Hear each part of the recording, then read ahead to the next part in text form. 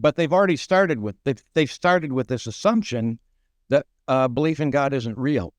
So they're looking for an explanation, and the explanation shows what they believed in the first place. It doesn't prove what they believed. It just affirms what they believe. It makes them feel better about what they believe. They can pat themselves on the back and say, "Oh, I'm superior to all the religious believers because I know they're deluded."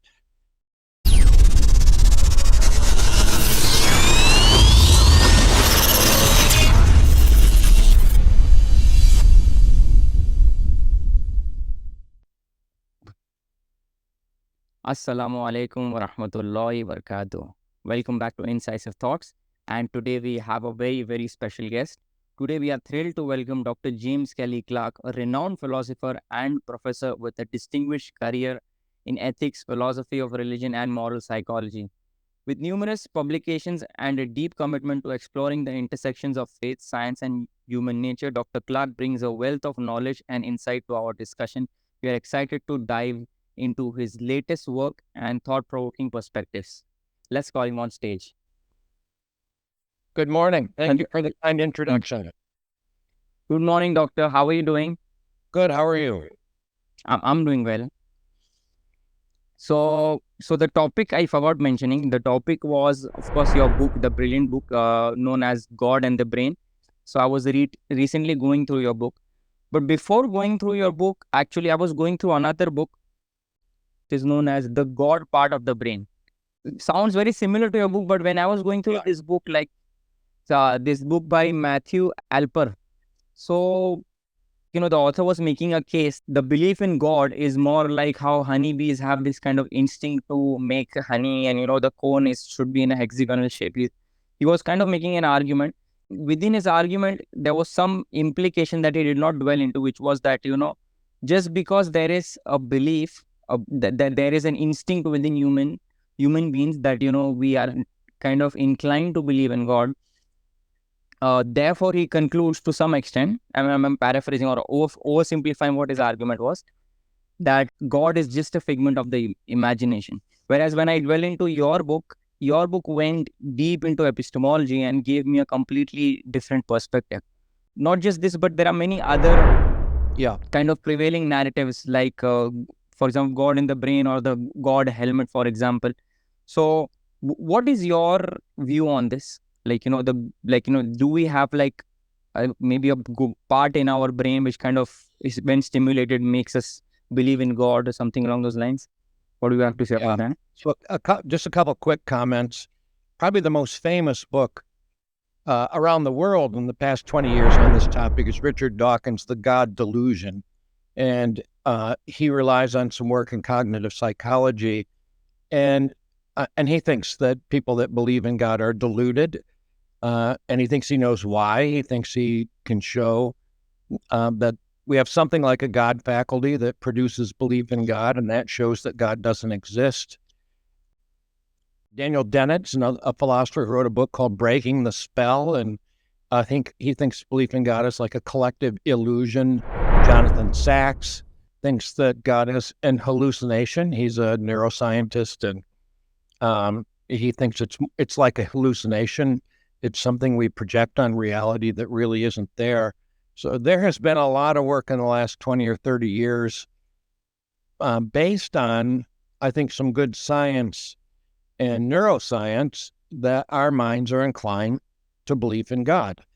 And what I argue in my book is that I agree. I work with cognitive science. I'm a philosopher, but I work with cognitive scientists, psychologists, sociologists, anthropologists, neuroscientists. I work with them directly doing experiments on how our brain works, how it actually works. And the way it actually works is that we have something like what's called a God faculty. We have something, it's not a particular faculty. It's not really even a special faculty. But the human brain is constituted in such a way that we're inclined to believe in God under various circumstances. And the way that I got involved in this was that I have argued as a philosopher, which means without any evidence whatsoever. I think that's what philosophy mostly is. Without any evidence whatsoever, I've argued that we have something like a God faculty. It's been given a fancy Latin name. I didn't give it the name, the sensus divinitatis that we have in us, the sense of the divine. And I've defended that publicly and written books about it since the early 1990s. And I had a student as an undergrad who took a number of my philosophy courses, but he was a psychology major, and he went on to get a PhD in psychology, and he became a pioneer in what's called cognitive psychology of religion. And Justin Barrett? Justin Barrett. Yeah. Justin was a former student, and Justin was one of the pioneers in cognitive psychology of religion. It was basically a completely new discipline that started in the 1990s. And it's starting to look at the cognitive faculties that we have and how they incline us to belief in God. And Justin asked me to give a talk at Oxford on what he saw as the similarities between what I taught him on the epistemology of belief in God, like the philosophy of belief in God, and what he was discovering in the psychology of belief in God. And I couldn't turn down a free trip to Oxford, so I agreed to give a talk on that. I thought I could learn enough psychology in 9 months to give a talk there, and I gave the talk, and I ended up co-writing a paper on cognitive psychology of religion, and that started my new career. As I began to look not at how I thought the brain should work, which is what philosophers often do, but how our brains actually work, which is what psychologists look at. And I thought there were a lot of interesting connections between what I'd been writing and what cognitive psychology was discovering. So that's how I got interested in the topic. I haven't left it. I've stayed with the topic. I continue to work on it and do research with cognitive psychologists. And it culminated in the writing of a book, God in the Brain. By the way, that book is free online if anyone wants to get the book. I don't know if you can. I can attach it in the description. Yes, I can do that. Yeah, it's free. Everyone's welcome to have a free copy of it. I paid the publisher just to make it free. I thought it's such an important topic and religious beliefs around the world, I thought should have access to the ideas in it, in part because Richard Dawkins and Daniel Dennett and others have had such a huge influence all over the world with their assertions that cognitive science refutes the rationality of belief in God. And I just think that argument's not good. And religious believers need to be aware of how they might be able to respond to arguments like that. Right.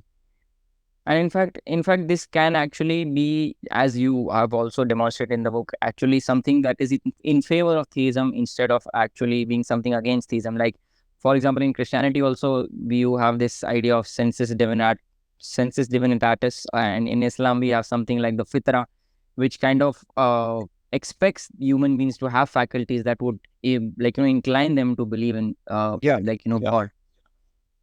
Yeah. So let me just say one thing about it. Why did cognitive psychologists start working on this? One is that when cognitive psychologists first began looking at how the brain worked, they looked at how it is that we get auditory signals and then have beliefs about what we hear. How is it that we get our light comes through our retinas, our rods and cones are stimulated, and we end up with beliefs about things that we see, things that we touch. So they originally looked at roughly the 5 senses, and then they expanded and looked at things like memory, for example, or testimony, and how we remember what people tell us, or how memory works, or how it doesn't work. Memory is has interesting cases of failure. And then in the 80s and 90s, they began to look at culturally recurrent phenomenon, not just things we see, hear, touch, taste, and smell, but things to which human beings around the world and throughout time are universally inclined. And two of those things, well, I could add a third. Three of those things, I'll add the third because of something that I've been working on. But one is morality, that human beings have a very rough sense of what's right and what's wrong, what's good and what's bad. And it's pan-cultural and pan-historical. So why is it? How is it that our minds are inclined to have moral beliefs that are roughly similar? Not exactly similar. That's not the point. But they're roughly similar throughout time and throughout space, throughout the world. Every culture has moral beliefs that are roughly similar. So how do we explain culturally recurrent beliefs from really diverse people groups? And religious belief is the same. Human beings have roughly similar religious beliefs. I'm not saying Muslim or Christian or Hindu or Buddhist. We don't, there can be big differences, just like there can be in morality. But we tend to incline towards belief in one God, although many cultures many times believe in many gods. They often end up having something like a high God, who's a super knower, who has a lot of power, who is interested in what happens on the earth and exercises a kind of providence. So we seem to be the human mind or human culture seems to be channeled in to a certain God belief, one that's shared with lots of specific religions throughout human history as well. But so why is it that human beings are inclined to those beliefs? So, like now we established that, okay, there is some universal nature or universality within human beings, which kind of is also seen in religiosity. We see it in many different things, but even in religion, we have some universal nature. Now the question is that, when atheists, they kind of see this, or some atheists, not everyone, they see this as a means to deny God's existence, because they think that, okay, this is just a figment of the imagination. But do you think they are presupposing a materialistic bias here, or the worldview starting off from materialism, as the book I was talking about? It seems like it is starting from materialism, and that is why they conclude something like this. Yeah. So I think they have something that they need to explain, and that is how so many people throughout human history believe in something that they think isn't real. And but they've already started with this assumption that belief in God isn't real. So that's where they start, and then the question is, they're looking for an explanation, and the explanation shows what they believed in the first place. It doesn't prove what they believed. It just affirms what they believe. It makes them feel better about what they believe. They can pat themselves on the back and say, "Oh, I'm superior to all the religious believers because I know they're deluded." And I can say why they're deluded. But they start with unbelief, and then they're looking for an explanation of belief, which makes them feel better about their unbelief. And but they don't do this with respect to morality. So we have a universal, roughly universal sense. So, I mean, some do. I mean, some people are nihilists. They think there are no values, and they think they can explain why we have them, and cognitive science will give us a reason to understand why we have them. But we have a kind of inbuilt moral sense. Human beings have an inbuilt sense. Babies are born with a sense of justice and injustice. And so a lot of the cognitive, I'll just make one little aside here. A lot of cognitive psychology studies, when they're trying to figure out what sorts of faculties we're born with, what is it that we have that we bring to the world, or that just sort of develop in every human being at a certain point. Not every, you don't develop every cognitive faculty when you're not born with a mind that's fully functional. A mind has to mature in certain ways. Well, Right. some ways it matures as the influence of culture. Some ways it matures as just the growing of our minds on their own. And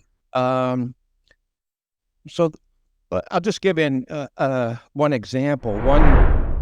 There was a book called Descartes' Baby by a famous cognitive science Biaggi, and he looks at how early babies start to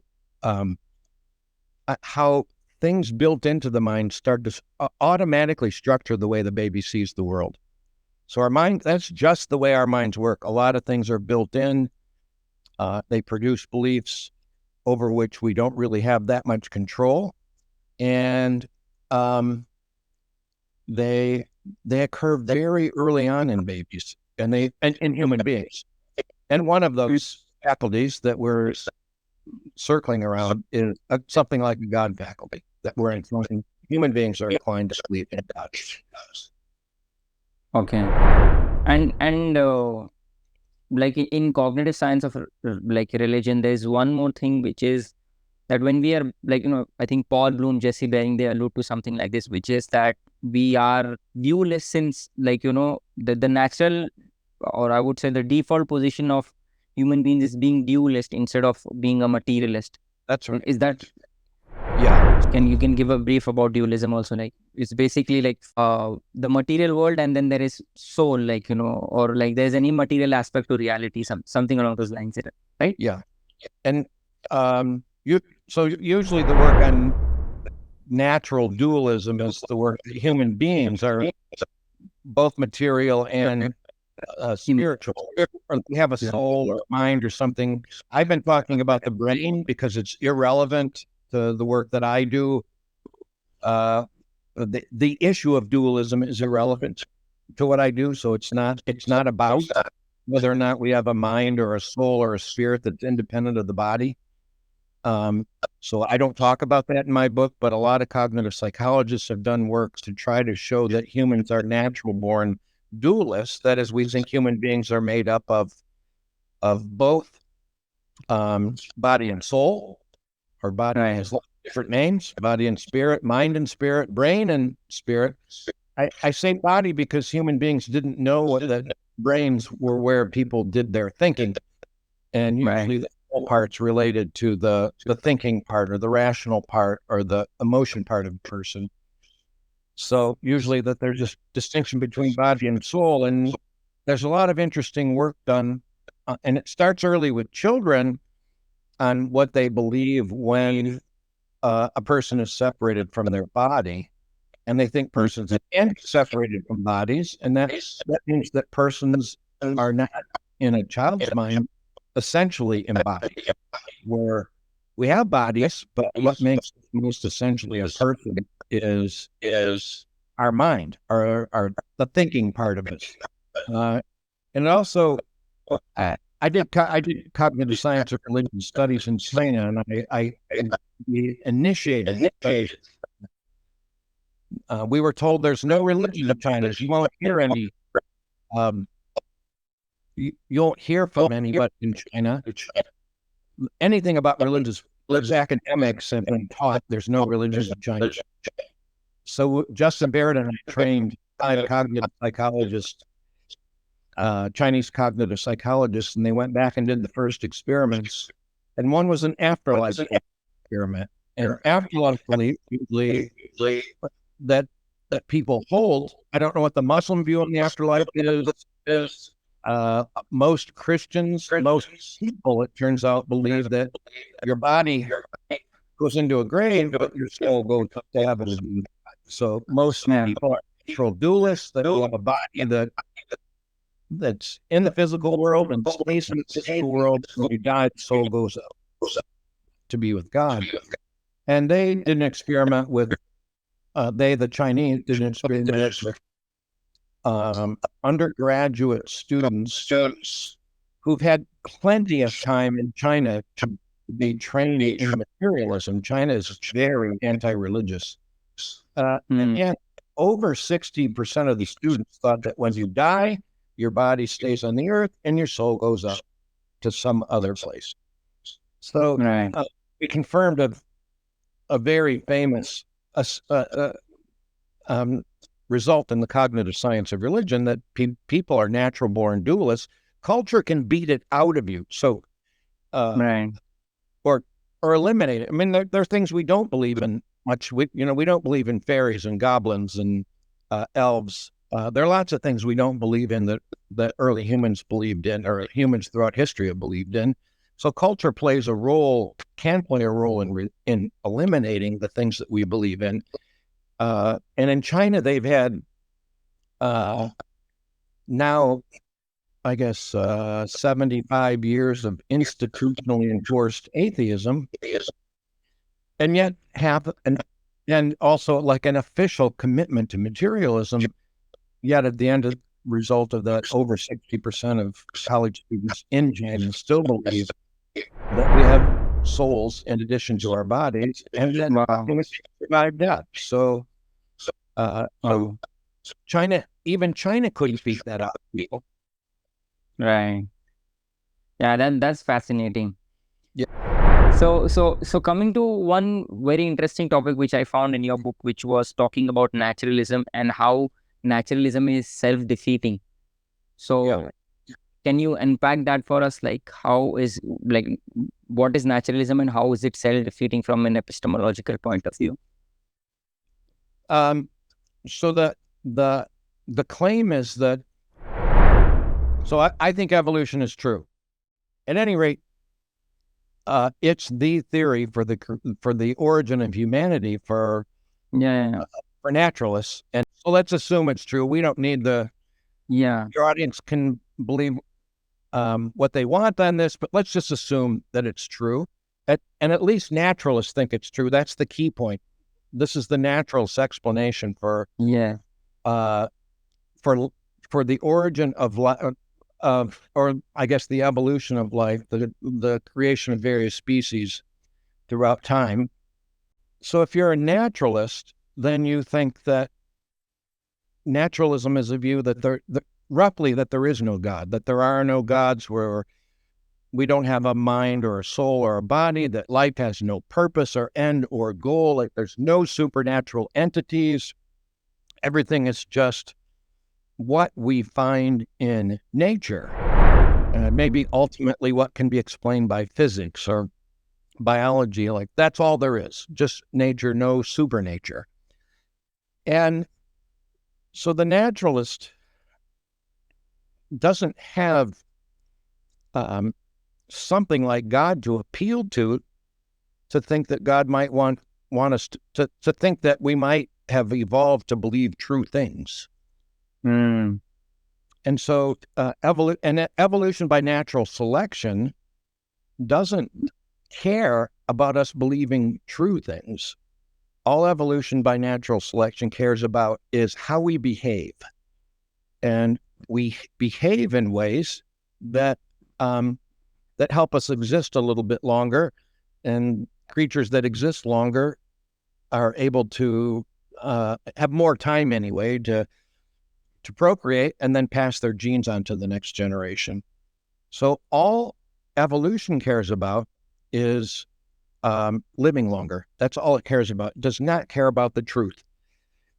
And we have lots of inclinations to believe things that we know aren't true. For example, men, well, I hope this is an okay example, but when men like go looking for a woman, they think that way more women want to have sex with them than do. That's what men think. And it gives them a confidence with women. Women, on the other hand, when they are looking for a mate, the thing they're looking for is how socially successful a person is. Because what men want to do is spread their seed as widely as possible. That's the kind of natural male instinct. What women want to do is make sure that men stay after they have a baby. because having a baby is very costly evolutionarily. It makes it harder for you to feed and flee and do everything that's necessary to survival. So for women, having a baby is very costly. A man can go off and do whatever a man pleases.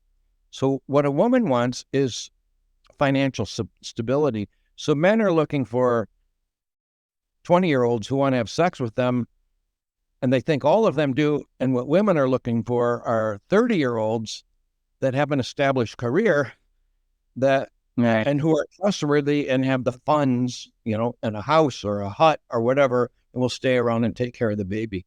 And so men aren't very good judges. We have a cognitive faculty that's telling us something that's untrue. And that is that lots and lots of women want to have sex with us. That's the untruth. It helps men be confident, and then they'll probably find one or two or something somebody that might want to mate with them. So anyway, we have cognitive faculties that we know are not truth conducive. Like we have a cognitive faculty to believe that we're above average. Everybody believes they're above average. But we know that can't be true. Half the people are below average. Men think they're above average with respect to directions or driving. The list could go on. And women, turns out, have ways that they think that they're above average. But every woman thinks that, unless you're depressed.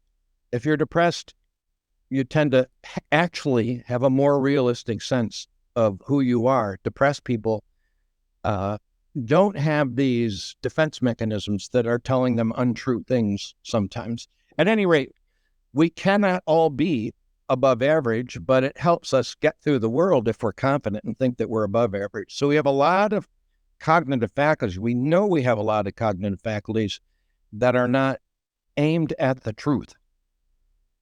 And so the question is, if naturalism is true, you would not expect us to have any cognitive faculties that aim at the truth, because naturalism doesn't care about the truth. Naturalism is neutral with respect to the truth. The truth is irrelevant with respect to naturalism. But if there is a God that loves and cares for us and wants us to be in relationship with him, then you would expect us to have cognitive faculties that produce, and not just love and care for him, but to love and care for each other. Then you would expect us to have cognitive faculties that give us true beliefs about God, about other people, and about the world that we live in, how to negotiate in it. And there's a complex formula that you can use. I don't go through the formula in my book, but more sophisticated do. But you can show that given natural and evolution, the probability that we would have cognitive faculties that get us the truth is really low. But given evolution and theism, the belief that there's a God who wants us to believe true things, who wants us to be learn how to be in good relationship with one another and with God and with our world, then the probability that we would have reliable cognitive faculties is really high.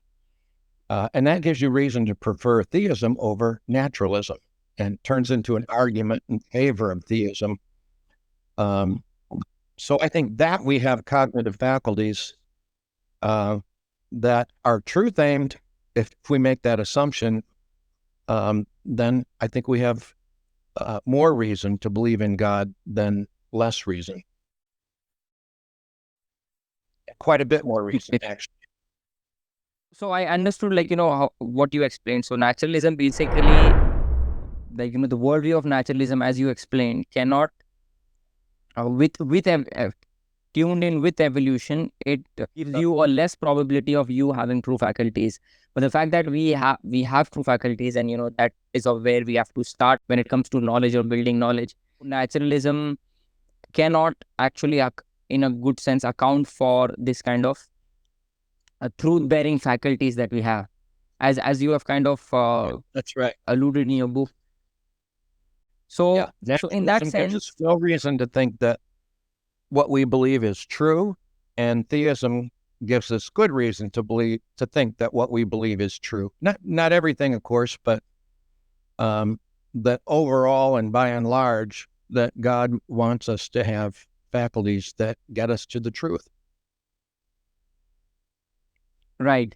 And this is where we kind of are assuming that evolution is true. And this is more like an internal critique. If you agree, like, that, we are trying to show within naturalism, you cannot have both of them together because that creates a problem. That's right. Yeah. This is like an internal critique. It almost doesn't matter what a theist thinks about evolution, but evolution is the only game in town for how species arose for the naturalist. And right, evolution and naturalism if you put those two together, they don't give us any reason to think that our cognitive faculties are reliable, or true beliefs, or conduce to true beliefs. They give us no reason whatsoever for that. But the theist has good reason to think that if God created us, even through an evolutionary process, that if God created us, that we've been created in a way that gets at the truth. But I don't say that anyone should exaggerate the claim that I'm making. I'm responding to 20th century atheists and naturalist philosophers who think everyone who believes in God is irrational. Right. I'm trying to respond to those people and say, well, what's your argument? And when you see the argument, I'm trying to show they're bad arguments and that people that believe in God actually are or can be rational. Right. And then in your book, you give, like, just want to mention, because I think that was something I really liked. You gave 3 reasons for believing in God is rational. First and most importantly, since belief begins with trusting our cognitive faculties, we should extend this privilege of our God faculty.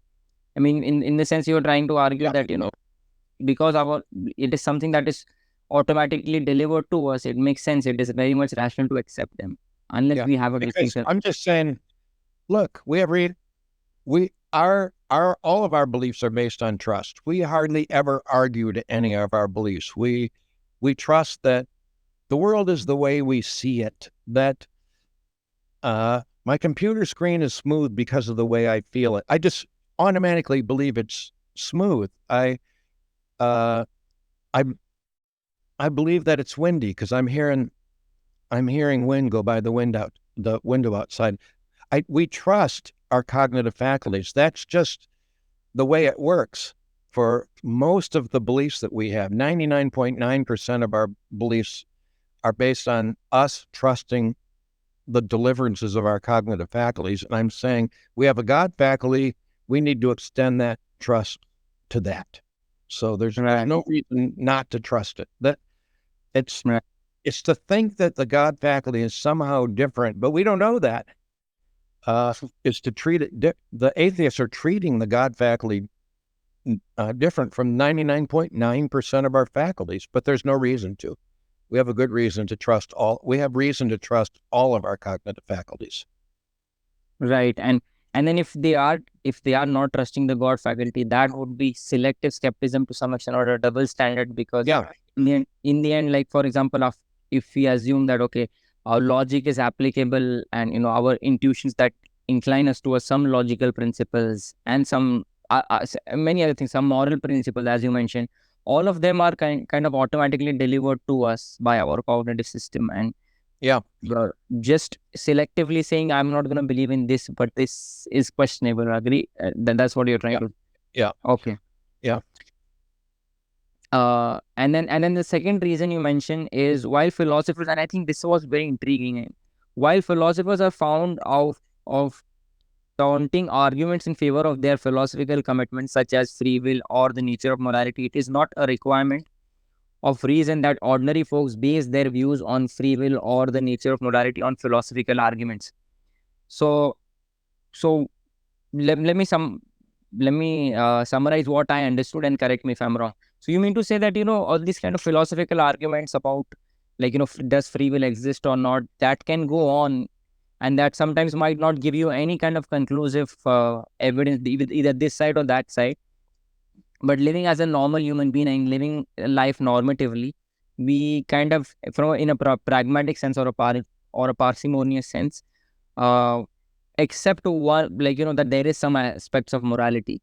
So are you trying to say that, belief in God is also something like that, where despite these kind of philosophical debates going on, as a normal human being, you are very much rational to not engage in them, just uh, like, from a practical sense, just go how we accept morality, how we accept free will. We should also accept God's existence in that sense. Is that what you're and so some part of it I want to say, look, there are all these philosophical positions that no one's proven. No one's proven that we have free will. No one's proven that there's an external world. No one's proven that anything beyond me exists. I can account for everything just by thinking that everything is in my mind, and there's nothing material. No one's proven, no one has a theory that proves morality. People have a big variety of different theories. Some people think there is no morality. But so there's this reasoning stuff that philosophers do. But all of us have this inbuilt mechanism that says human beings have free will. There's good and bad. There's an external world. My point is, you don't need these reasons to rationally believe. You can just, it's okay. But no philosophers are saying no one should believe in free will, or that free will is a delusion, or the external world is a delusion. It's just God. God is the one that they pick out. And I'm just saying, I just don't think it works like that. I think we have cognitive faculties that incline us to lots of philosophical beliefs, metaphysical beliefs, and it's okay to believe them, even if no one's proved them. It's okay. Right.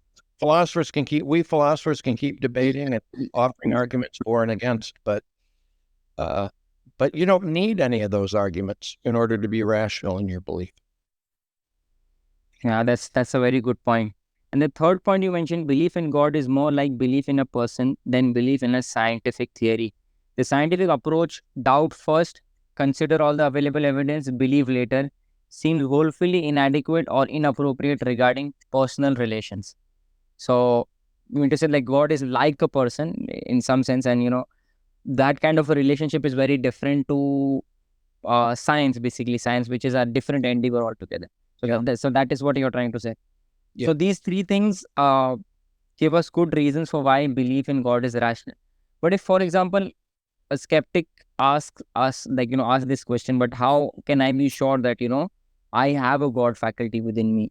Like, how would we establish that, yes, all human beings have a God faculty? In a normative sense, how would we establish that in a very brief sense? Yeah. So I've argued that it's rational or reasonable for a person to believe in God.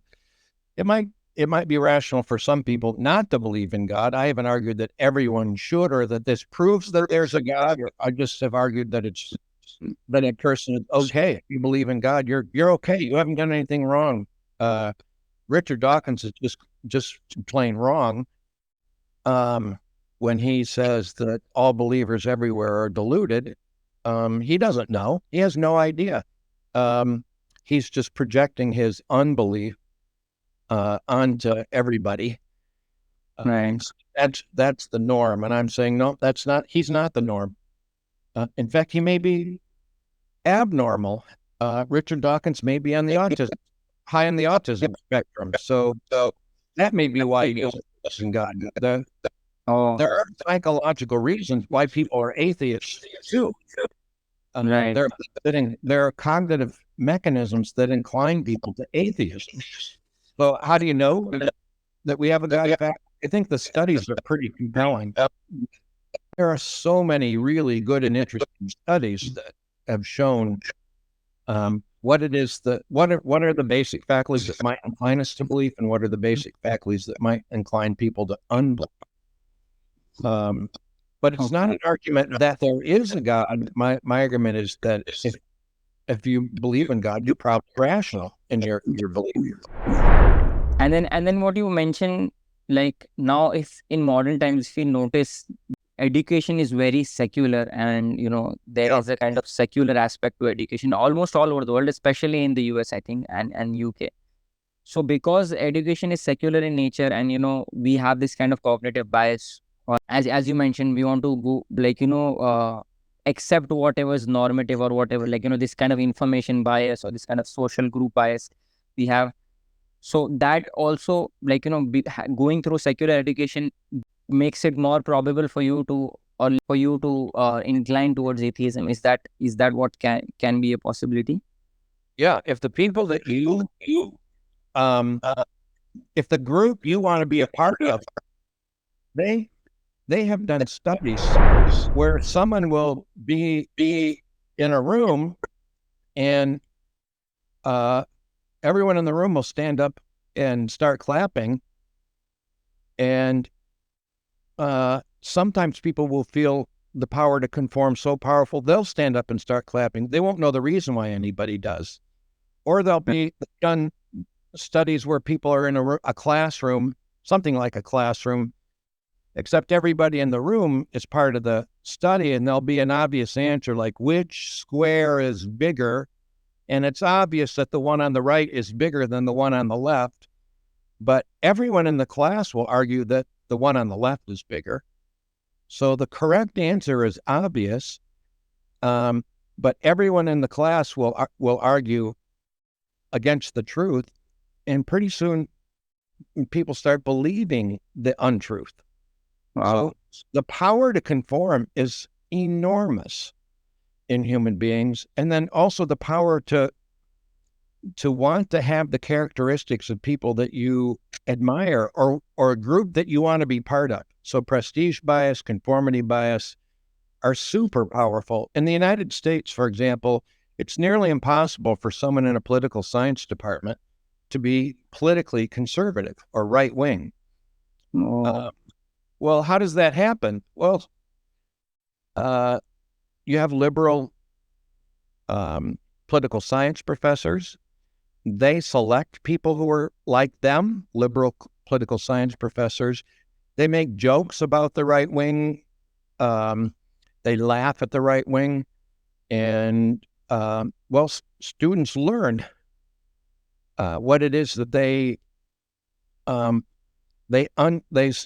unconsciously learn what they have to be if they want to be part of that club. And so some give it up. Others, there's also hiring bias. So at universities, they just won't hire people who are, if a political science professor says that they're voting for Donald Trump, they would never get hired at 99.9% of universities in the United States. So there's hiring bias. Right. There are all sorts of biases. So the hiring bias explains how universities can pretty quickly become very liberal, but conformity bias and prestige bias can explain how it is that young people might start in school as a religious believer, but they pretty quickly learn.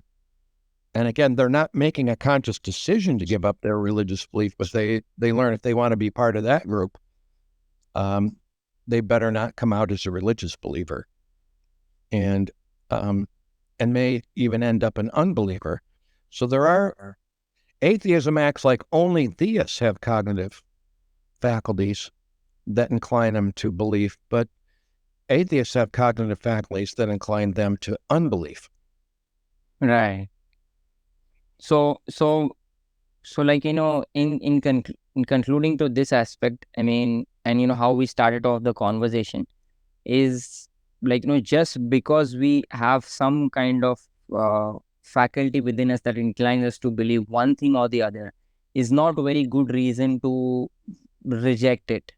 No good reason to reject it. Yeah. Right. Learning so you're inclined to the belief, it's not a good reason to reject it. So we're inclined to almost all our beliefs. Here's the thing that you should learn from cognitive science. that we have natural inclinations towards almost all our beliefs. That, like, why we believe things, by and large, is because we have cognitive faculties that, when they're sort of engaged in various ways, automatically produce beliefs. And that's the human condition, the human believing condition, and there's nothing wrong with that. I think, again, that's what it means to be a creature and not a god. Right. So keeping that in mind, like, as I think you and, your student Justin Barrett, like, he mentions, there's a difference between causes of belief and reason of belief. Like, I can get to learn about gravity through my grandma, or maybe in a book, or maybe I saw about gravity in a dream, but that does not mean that, just because I get to learn, like, where I get to learn about gravity, should actually question the existence of gravity itself. No, you almost certainly learned it because somebody told you, not because Yeah. you had an experiment where you proved the law of gravity. And in fact, if you did any experiments, you probably didn't prove the law of gravity because you didn't do them in a vacuum. So your calculations are a little off. So yeah, you believed it because we almost all believe in the law of gravity because somebody told us, not because Right. and we automatically believe in it. You're and I actually think that we're at least the basic view of gravity, that drop things fall down. I think babies are born with that expectation. So they see something dropped and it goes up, they're surprised. Right. Anyway, I think we even scientists believe in the law of gravity, not because of the evidence, but because we have cognitive faculties that produce that belief immediately. Right. So then, like, the question comes is that, when an atheist, or like, it's generally some atheists, these, which kind of create these arguments that, the, like, belief in God is just emanating from this inclination within us, or like, cognitive science is telling us that, belief in God, for example, emanates from the theory of mind, or like, hyperactive agency detection device. That would be a genetic fallacy, because they're just trying to question the source of that belief, but that does not mean that the belief is true or false. Yeah, I think it is a fallacy. Yeah, just pointing out the cause of the belief is irrelevant to whether it's true or false. So atheists routinely commit the genetic fallacy. Okay. That people do, by the way. We often like to say, well, you just believe that because, and then try to give the origin of that belief. But noting the origin of belief has nothing to do with whether or not it's rational or irrational, or whether it's true or false. It's totally irrelevant. It's a simple fallacy, one you learn in Logic 101. Right. So like, I believe Justin Barrett was the one who gave this example, that I can have a natural inclination to believe that my mother loves me, but that does not mean that, I use that as a means to say that, okay, because of this, my mother therefore doesn't love me. Yeah. No, we are naturally inclined to believe our mothers love us. We have a natural inclination to believe this. And our mothers love us usually. Right. Sometimes they don't. If you had enough evidence against it, then you might give up your natural inclination. But we are naturally inclined towards belief in mother love. That is true. Right. And in the same way, like, we have a natural, like, we have a God faculty that tells us that God exists, and, maybe, and also gives us some ideas about the nature of God.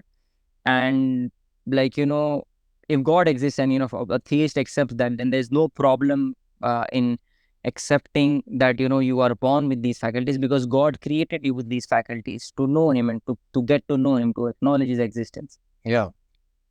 So I think independent of that, so even if there is no God, I think it would still be reasonable for you to believe in God.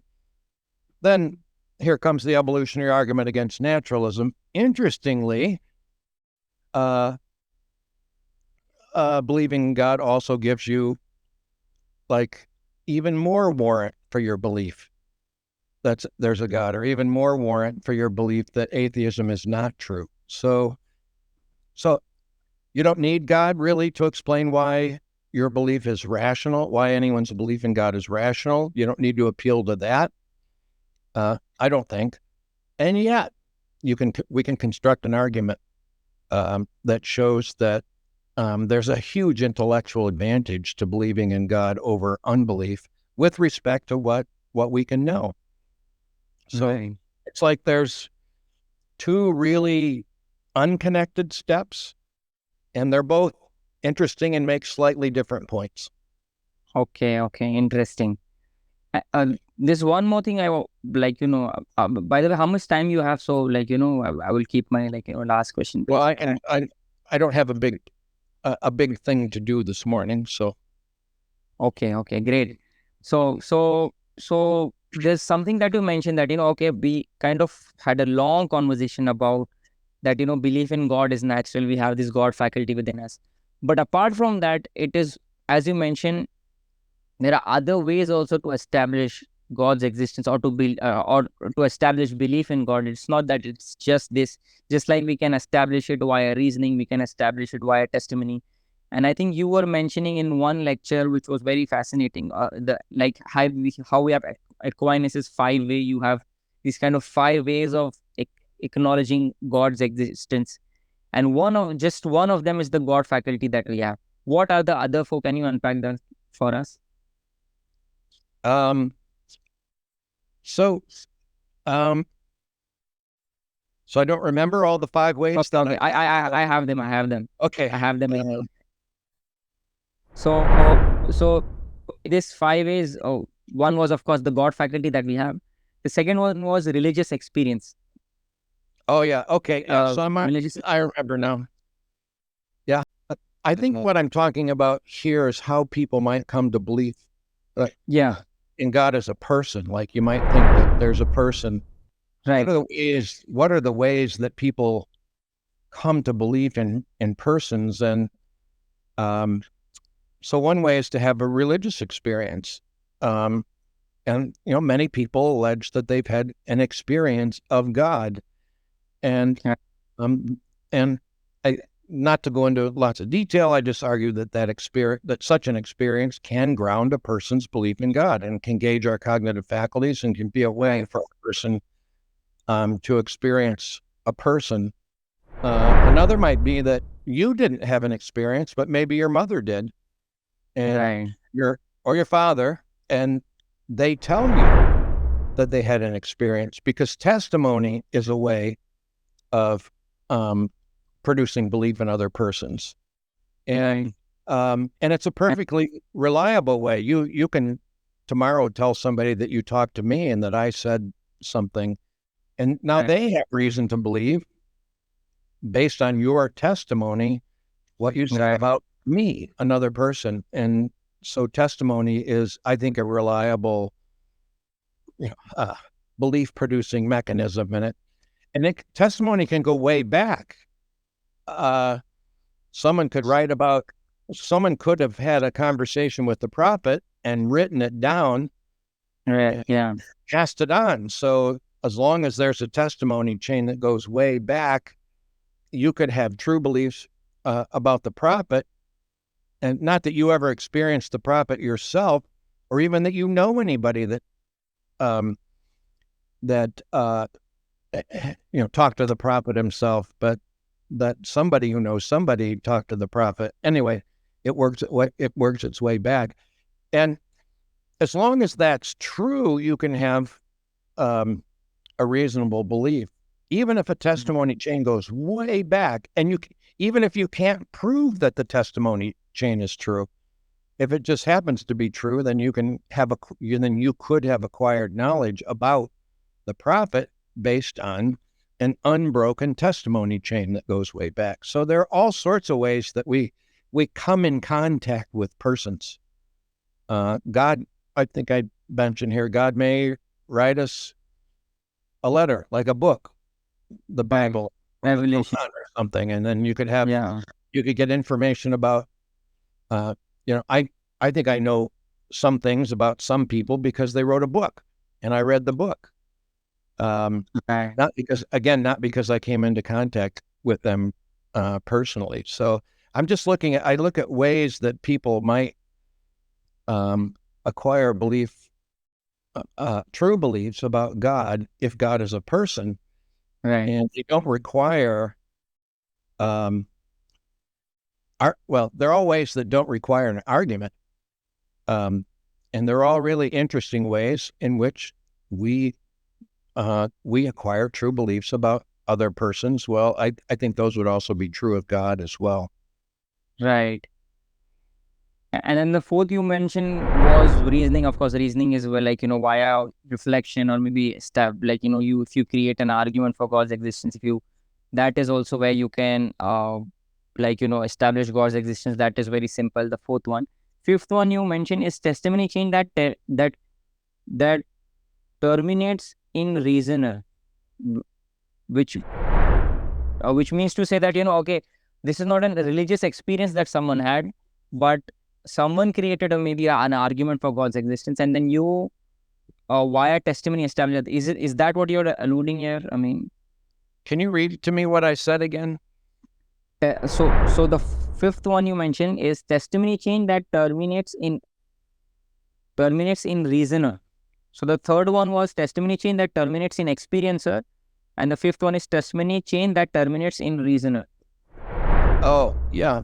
So there could be a testimony chain based on reasoning. And actually, so I'll just give you one example. You believe E equals MC squared, not because you proved it. Yes. You barely understand it, but somebody proved it once. Right. Einstein proved it, and Einstein told somebody, and they told somebody, and they told somebody. And so there is a testimony chain that connects you to the evidence. Right. Or to the argument. It doesn't connect you to like a person. I mean, I'm not, so there are ways in which arguments also can play a role in how someone comes to belief in God. So I'm mostly anti-argument, I guess, in the sense I don't think most people most of the time need arguments for most of their beliefs. So Right. you might think it odd that a philosopher is anti-argument, but I love arguments. And I think that they're not irrelevant. They could play a role both in the creation of a person's belief, but also in the confirmation or sustenance of a person's belief. It might be nice to know that there's an argument. And in fact, I offered one in my book, even though I basically argued no one needs an argument to be rational for belief in God. But here's one anyway. And then I offered the evolutionary argument against naturalism. Right. So, I mean, so these 5 is concluding them. This is also like, the 5 is that you mentioned. It also depends on how strong the kind of evidence is, the kind of argument is, the kind of chain is, for example, of testimony, how sound or valid it is. Yeah. But this, so now moving on into this topic which you mentioned, which is also very interesting topic, as I've read in your book, about arguments. Like, for example, most of the time we don't need arguments. And there's something I kind of notice, and I want you to address in case if you have thought about it, is I see, like, there's something known as dual process theory. Like, we have this kind of slow, like, we have this kind of fast thinking and slow thinking. Fast thinking is more intuitive based, and slow thinking is based on reflection.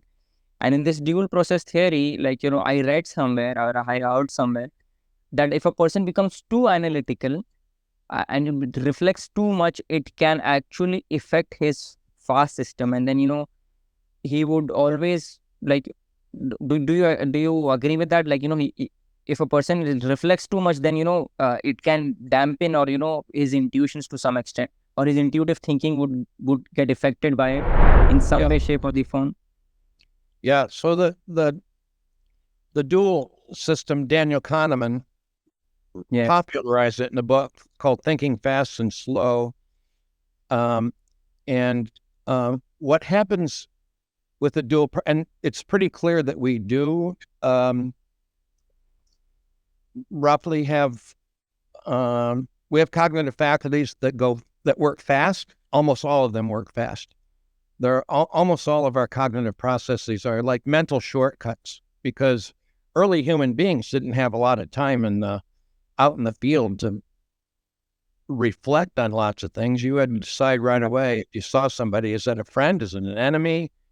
If some movement happened by you, you had to decide, is that an animal? Should I go after it? I think we're pretty inclined to, if we see things, I just saw a bird. If we see something go by, I think we're inclined to look. We look fast. I think because human beings need to see quickly what might be an animal and what might not, so they could go after it and eat it. The list could go on, but I think we human beings evolved with a lot of cognitive shortcuts, and that's the thinking fast. Then there's the thinking slow part, and that can be way overestimated. Even though we can be mistaken about it sometimes. But so in some ways, I'm writing about fast thinking in my and not slow thinking. But I think you can exaggerate how powerful slow thinking is, and then you can also make you skeptical about all fast thinking. That's the perfect. I think you read economists, think, I need and whatever. Yeah, it can paralyze. Yeah. I mean, I was getting at to this point where, like, I don't know how relevant is it in the studies, but like, getting to know that, if you focus too much on your slow thinking, I mean, that affects your fast thinking in a way. Nowadays there's a trend, like, people, every kind of person, like, generally who is interested in this topic, he tries to act like a philosopher, he tries to be like a philosopher, and reflecting about things too much. And I believe, honestly, sometimes it's not something that everyone should get into, because in the end, I look at people and I find that, it unnecessarily makes them skeptical about everything, and then they start questioning morality. And then, like, according to my experience, I see people, when they get into this kind of too much extra analytical thinking, extra slow thinking, their views on morality change completely, and then they start questioning morality in a way where, like, but like, before I used to think that, yeah, that is how I should behave, but now, like, or this was moral, but now I'm questioning it, like, why should this be moral? And it becomes more consequential in nature from deontological. You gave me a very good example when you said that my grandmother does not need to use her slow thinking to question whether cannibalism is wrong or right. The same way can be applied about God. Exactly. Like, we don't need to actually try to build argument, even though, like, some philosophers, if they have the job at it, like, they might build some arguments, contingency, causality, like, all of these arguments. But the point is that as normal human beings, now you see we have this trend of, like, everyone from, at least within my generation, there's a huge trend of proving God's existence, use this argument and that argument. But I like to step back and, as reading from your work and many other work, is that, you don't have to do that. Why would you put God in this special category, whereas, you have many, like, God's existence or belief in God in this category, whereas you have many other things which you accept within your flow, like, within your fast system, I mean, which is, you just accept them at face value. So why do we have to question God? And then if I go back and I start think, why did this come about?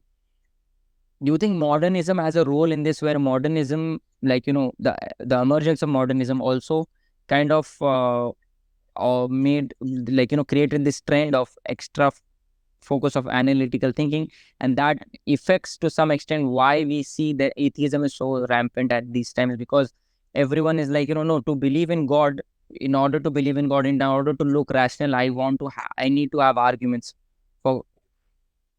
Do you agree? It's a product of the Enlightenment, of modernism. I think, because I think we learned how successful it was, and we applied it to the natural world. And science is the single it's probably the single greatest English achievement of reasoning in all of history. Modern science is astounding, beautiful, and wonderful, and great.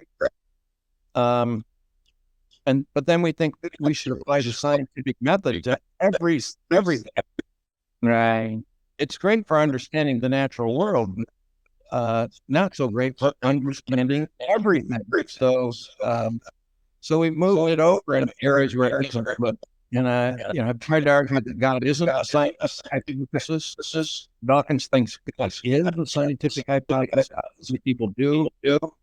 And I've tried to argue that I don't think morality is a scientific hypothesis. I just think free will is a scientific hypothesis. Science has some interesting things. It may have some things to say about these things, but I think by and large, it won't prove or disprove these things. And then, but morality, God didn't need to be proved by some sort of scientist.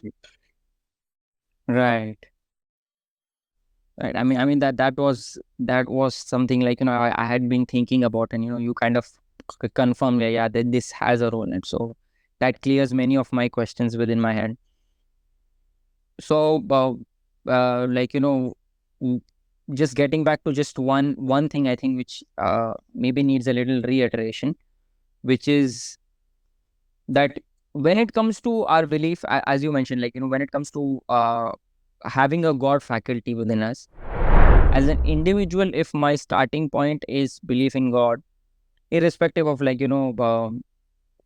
trends between beliefs of atheist or theist, as an individual, if I have a God faculty, then I am rational to accept that God faculty at face value, that being the default. So would you accept that this is the default? Yeah, I think for most people, most of the time, that's the best. Okay. So anything new that you're working on as of now? Anything that you're going to publish soon? What is your current area of research? I just published a few months ago, Raging Fire of Love. I don't have a book that I'm working on right now. I actually was going to write a book against the occupation in Wow. the West Bank with a Jewish rabbi friend who's against the occupation and a Palestinian. But then the war broke out, so that put that book on hold. I just finished an article on omnipotence and love, and I'm going to write an article today on not today, but work on an article today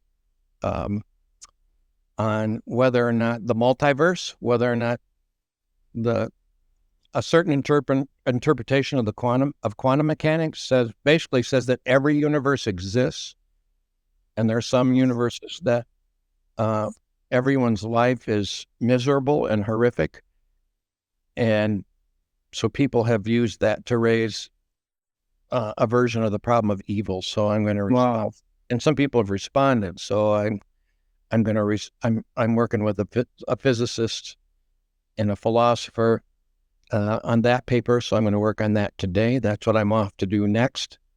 Wow. I didn't. Yeah. And I spent a lot of time helping other people write. So yeah, but I don't have a book project. I don't have a big project I'm up to right now. Okay.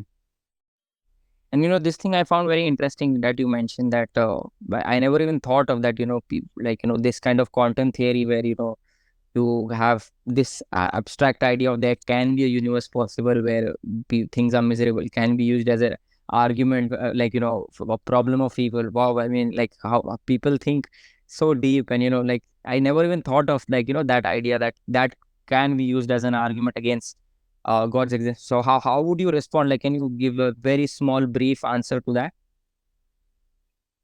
I'm going to argue that even though some of those universes might be and are physically required by a certain interpretation of the quantum mechanics called the Everett interpretation of quantum mechanics, either that interpretation is false Or there has to be a way for God to intervene, or there must be an afterlife, or the list could go on and on. Okay. It's very complicated. Yeah. I either think that, I guess I mostly think that I don't believe that interpretation of quantum mechanics, so I don't think that there are these evil verses, but I'm taking on that assumption. So sometimes in doing philosophy, you assume the worst and then see what follows and then respond to the strongest version. So I'm going to assume that it's true, and then I'm going to argue that nonetheless, God would have prevented some of those worlds from existing. That there would be a physical mechanism that would have prevented those universes from existing. So I'm going to resist the conclusion that it entails that there are what people call evil verses, Right. universes where people experience only pain and no pleasure. I'm going to say that because God is good and loving, that he would not have allowed those to come into existence. And I have a way I'm going to argue it. That sounds very interesting. I'm looking forward to actually read something like that. I think that was the last question. In conclusion, I think the discussion was very helpful. I got to learn many things, and I hope the viewers also get to learn many things from you. In conclusion, I would like to say that, like, these books, like, which kind of make an argument that, just because we found some kind of correlation, causal relationship of, like, a cause of our belief, does not in any way undermine the actual validity of the beliefs, as you kind of alluded. So Richard Dawkins and, for example, Michael Shermer, who might say that we have found this or we have found that is actually, from an Islamic and a Christian perspective, is actually accumulating more evidence for the fitra or for the senses given at us, instead of actually something being against it. Would you agree with that? Yeah. Okay. So Yep. that is something that, You got it. Sorry? You got it, I said. Yeah. So that was, like, a concluding remark that we can learn, and there's many things that, we spoke about. The viewers can go through the God and the Brain book. I would recommend everyone to read the book God and the Brain. There's a very, very nice book. It kind of opens up your mind into many of these avenues of cognitive science which you have never might have thought of. And I would like to thank you for, like, giving your time. May God bless you immensely for all of your efforts, for whatever you're doing. And I will look forward that maybe someday next time we will have the opportunity to get you back on our platform. Thank you so much for coming. All right. Great to meet you. All right. Bye. It was a pleasure.